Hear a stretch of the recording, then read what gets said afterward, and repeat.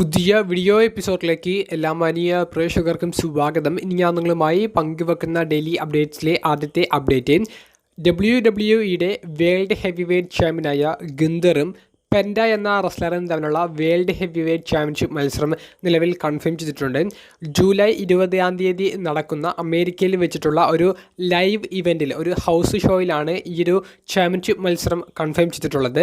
മിക്കവാറും ഈ ഒരു ഇവൻറ്റിൻ്റെ മെയിൻ ഇവൻറ്റിലെ ഏറ്റവും അവസാനത്തെ മത്സരമായിട്ടായിരിക്കും ഈ ഒരു വേൾഡ് ഹെവി വെയ്റ്റ് ചാമ്പ്യൻഷിപ്പ് മത്സരം നടക്കാൻ പോകുന്നത്. അപ്പോൾ ഈ മത്സരം നടക്കുന്നതിന് മുൻപ് ഗുന്തർ എന്ന് പറയുന്ന വേൾഡ് ഹെവി വെയ്റ്റ് ചാമ്പ്യന് വലിയൊരു മത്സരം ഈ ഞായറാഴ്ച നടക്കാനുണ്ട്. അത് ഹോൾ ഓഫ് ഫെയിമറായ ഗോൾഡ്ബർഗിന് എതിരെയാണ്. അപ്പോൾ ഈ ഒരു അഡ്വർടൈസ്മെൻറ്റ് പുറത്തേക്ക് വന്നപ്പോൾ തന്നെ നമുക്ക് ഏകദേശം കാര്യങ്ങൾ എന്തൊക്കെയാണ് ഇനി ഞായറാഴ്ചത്തെ സാറ്റർഡേ നൈറ്റ് മെയിൻ ഇവൻ്റ് എന്ന് പറയുന്ന ഷോയിൽ നടക്കാൻ പോകുന്നത് എന്നുള്ളത് വളരെ വ്യക്തമായി മനസ്സിലാക്കാൻ സാധിക്കുന്നുണ്ട്. ഗോൾഡ്ബർഗിനെ പരാജയപ്പെടുത്തിക്കൊണ്ട് ഗുന്തർ ടൈറ്റിൽ റിട്ടേൺ ചെയ്യും. അതിനുശേഷം നടക്കുന്ന ഞായറാഴ്ചത്തെ ലൈവ് ഇവൻറ്റിൽ, ഹൗസ് ഷോയിൽ വെച്ച് പെൻഡയ്ക്കെതിരെ ടൈറ്റിൽ ഡിഫെൻഡ് ചെയ്യുന്നത്.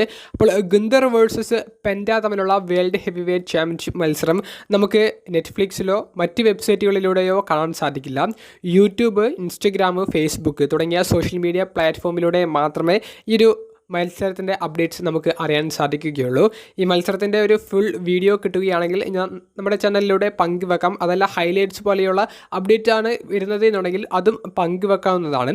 അപ്പോൾ ഈ മത്സരത്തെക്കുറിച്ചുള്ള ഡീറ്റെയിൽസ് നിങ്ങൾക്ക് അറിയാൻ താല്പര്യമുണ്ടെങ്കിൽ അത് കമൻറ്റ് ബോക്സിൽ രേഖപ്പെടുത്തുക. അതുപോലെ തന്നെ വേൾഡ് ഹെവി വെയ്റ്റ് ചാമ്പ്യനായ ഗുന്തറിനെ പെൻഡ എന്ന് പറയുന്ന നിലവിൽ മെയിൻ ഇവൻറ്റിലേക്ക് കയറി വന്നിട്ടുള്ള താരത്തിനെ പരാജയപ്പെടുത്തിക്കൊണ്ട് പുതിയ ചാമ്പ്യൻ ആകാൻ സാധിക്കുമെന്ന് നിങ്ങൾ കരുതുന്നുണ്ടോ? അതിൻ്റെ ഒരു പ്രഡിക്ഷനും കമൻറ്റ് ബോക്സിൽ രേഖപ്പെടുത്തുക.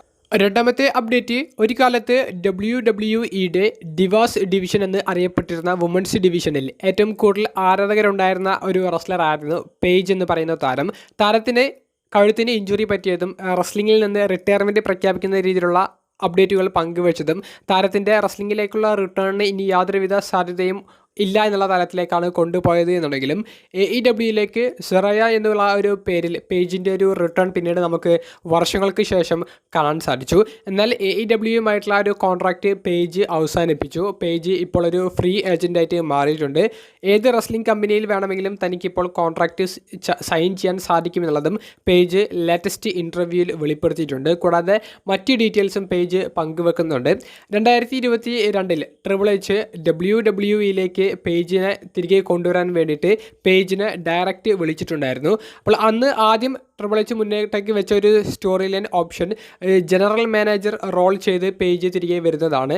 പിന്നീട് കഴുത്തിൻ്റെ ഒരു നിലവിലെ ഒരു സിറ്റുവേഷൻ നോക്കിയിട്ട് റിങ്ങിൽ ഇറങ്ങി മത്സരിക്കുന്ന രീതിയിലേക്ക് നമുക്ക് കാര്യങ്ങൾ കൊണ്ടുപോകാം എന്നുള്ളതും ട്രിപ്പിൾ എച്ച് മുന്നേറ്റേക്ക് വെച്ചൊരു ഓഫറായിരുന്നു. അന്ന് തന്നെയാണ് AEWയും പേജിനെ റെസ്ലിങ്ങിലേക്ക് തിരികെ കൊണ്ടുവരാൻ വേണ്ടി AEW കമ്പനിയിലേക്ക് ഡെബ്യൂ ചെയ്യിപ്പിക്കാൻ വേണ്ടിയിട്ടുള്ള ഒരു കോളും നടത്തുന്നത്. അപ്പോൾ അന്ന് AEW മുന്നോട്ടേക്ക് വെച്ചിട്ടുള്ള ഒരു ഓപ്ഷൻ പേജിനെ മാത്രമല്ല, പേജിൻ്റെ സഹോദരനായ ഒരു റെസ്ലർ അദ്ദേഹത്തെയും സൈൻ ചെയ്യാമെന്നുള്ള ഒരു ഓപ്ഷനാണ് മുന്നോട്ടേക്ക് വെച്ചത്.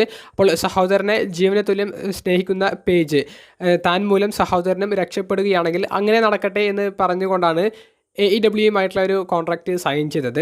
അങ്ങനെ AEWയിലേക്ക് എത്തിയ പേജ് WWE ക്യാരക്ടറിൽ നിന്ന് ഒരു വ്യത്യസ്തത പിടിക്കാൻ വേണ്ടിയിട്ടാണ് സറായ എന്ന് പറയുന്ന പുതിയൊരു ക്യാരക്ടർ കൊണ്ടുവന്നത്. പക്ഷേ AEWയിൽ അതിന് കുറച്ച് പ്രശ്നങ്ങൾ നേരിട്ടു. ആ ക്യാരക്ടർ വലിയ രീതിയിൽ കണക്ട് ചെയ്യപ്പെട്ടില്ല. കൂടെ ആ താരത്തിന് വലിയൊരു പരിഗണന കിട്ടാത്ത ഒരു അവസ്ഥയുണ്ടായി. ഇപ്പോൾ കോൺട്രാക്റ്റൊക്കെ അവസാനിപ്പിച്ച് ഫ്രീ ഏജൻ്റായിട്ട് മാറി നിൽക്കുകയാണ്. അപ്പോൾ പേജ് എന്ന് പറയുന്ന ക്യാരക്ടർ തനിക്ക് ഏറ്റവും ഇഷ്ടപ്പെട്ടതാണ്. ആ ക്യാരക്ടറിലൂടെ WWEയിലേക്ക് തിരികെ വരാൻ വേണ്ടിയിട്ട് തനിക്കൊരു ക്ഷണം ലഭിച്ചാൽ ഒരിക്കലും തിരസിക്കില്ല എന്നുള്ളതും പേജ് ഇൻ്റർവ്യൂവിൽ വെളിപ്പെടുത്തിയിട്ടുണ്ട്. കൂടാതെ ഈ തിങ്കളാഴ്ച നടക്കാൻ പോകുന്ന ഇവല്യൂഷൻ എന്ന് പറയുന്ന പ്രീമിയം ലൈവ് ഇവൻറ്റിലൂടെ താൻ തിരികെ വരാനുള്ള ഒരു സാധ്യത ഉണ്ടെന്നുള്ളത് ഇൻ്റർവ്യൂവിൽ പേജ് പറയുന്നുണ്ടെങ്കിലും കൺഫേം ചെയ്യപ്പെട്ടിട്ടില്ല. പേജിൻ്റെ ഒരു റിട്ടേണിൻ്റെ ഒരു റൂമർ ഇപ്പോഴും ഇങ്ങനെ കറങ്ങി നടക്കുന്നുണ്ട്. പേജ് WWEയുമായിട്ടുള്ള ഒരു കോൺട്രാക്റ്റ് സൈൻ ചെയ്യുന്നതിൻ്റെ വക്കിലൊക്കെ എത്തി എന്നുള്ളൊരു വാർത്തകളും ഇപ്പോൾ കറങ്ങി നടക്കുന്നുണ്ട്. എന്തായാലും പേജ് WWEയിലേക്ക് തന്നെ തിരികെ വരും എന്നുള്ളത് താരം ഒരിക്കൽ കൂടി ഉറപ്പ് നൽകിയിട്ടുണ്ട്. മൂന്നാമത്തെ അപ്ഡേറ്റ്, TNA റെസ്ലിങ്ങിൻ്റെ ഭാവി പദ്ധതികളെ സംബന്ധിച്ച് TNA റെസ്ലിങ്ങിൻ്റെ പ്രസിഡന്റ് ഇക്കഴിഞ്ഞ ദിവസം ഒരു ഇൻ്റർവ്യൂവിൽ വെളിപ്പെടുത്തിയ കുറച്ച് പോയിന്റ്സ് ആണ്. TNA റെസ്ലിങ്ങിൻ്റെ പ്രസിഡന്റ് പറയുന്നത് അനുസരിച്ചാണെങ്കിൽ ഈ വർഷം ഈ വർഷം അവസാനിക്കുന്നതിന് മുൻപ് തന്നെ വമ്പൻ ടെലിവിഷൻ ഡീല് അവർ അനൗൺസ് ചെയ്യുമെന്നാണ് അവർ വെളിപ്പെടുത്തിയിട്ടുള്ളത്.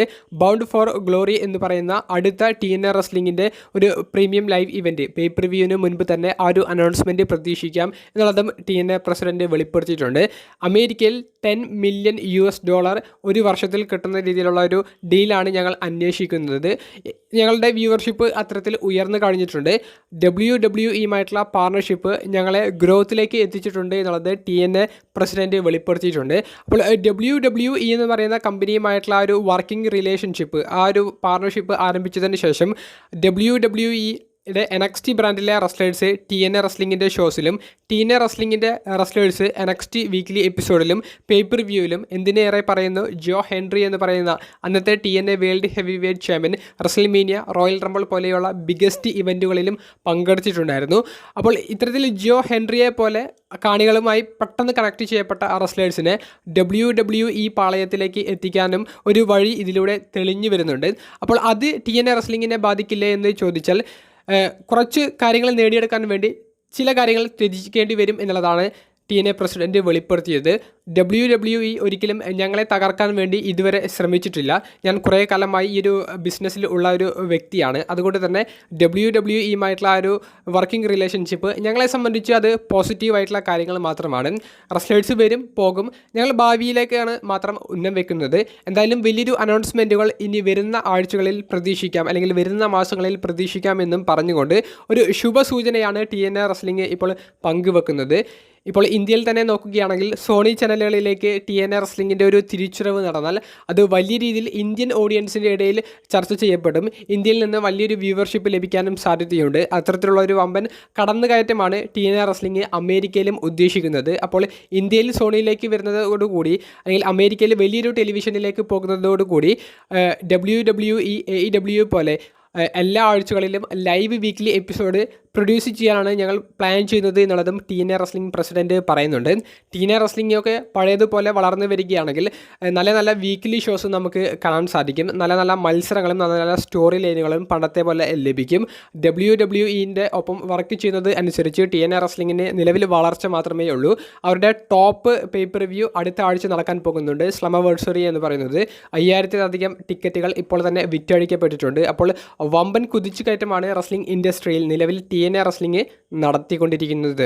നാലാമത്തെ അപ്ഡേറ്റ്, അമേരിക്കയിലെ അറിയപ്പെടുന്ന പാട്ടുകാരൻ സിംഗറായ ജെല്ലി റോളിനെ ഉപയോഗിച്ചുകൊണ്ട് സമ്മർ സ്ലാമിൽ വമ്പൻ പദ്ധതികൾ തയ്യാറാക്കിക്കൊണ്ടിരിക്കുകയാണ് എന്നാണ് PW ഇൻസൈഡർ നിലവിൽ റിപ്പോർട്ട് ചെയ്യുന്നത്. PW ഇൻസൈഡർ റിപ്പോർട്ട് ചെയ്യുന്നത് അനുസരിച്ചാണെങ്കിൽ സമ്മർ സ്ലാമിൽ ഇൻ റിംഗ് ഡെബ്യൂ, അതായത് റിംഗിലെ മത്സരത്തിന് വേണ്ടി ട്രെയിനിങ് വരെ ജെല്ലി റോൾ നിലവിൽ ആരംഭിച്ചു കഴിഞ്ഞിട്ടുണ്ട് എന്നാണ് അറിയാൻ സാധിക്കുന്നത്. കൂടാതെ മറ്റന്നാൾ നടക്കുന്ന ശനിയാഴ്ചത്തെ സ്മാക്ഡൗൺ എപ്പിസോഡിൽ ജെല്ലി റോളിൻ്റെ ഒരു സെഗ്മെൻറ്റും ഉണ്ടായിരിക്കും. അതും ഔദ്യോഗികമായി WWE സ്ഥിരീകരിച്ച ഒരു വാർത്തയാണ്.